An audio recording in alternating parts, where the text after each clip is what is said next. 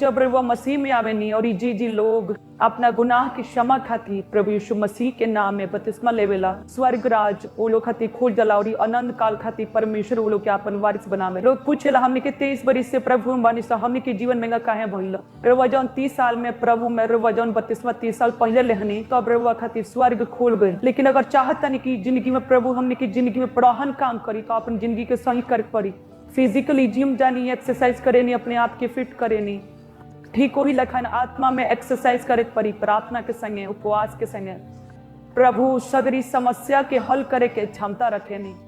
आसान काम बा प्रार्थना करी, बैठे बा और प्रार्थना करे बा, अनपढ़ अयोग्य की भी होके परमेश्वर के हुजूरी में बैठे बा बस। और वो ना होला, अपना कमियन के निकाले पड़ी अपना जिंदगी से। ई लेखन तक परमेश्वर बपतिस्मा लेला के बाद राव जिंदगी में बढ़हन गवाही, बढ़हन चमत्कार राव जिंदगी में भेजे। हालेलुया।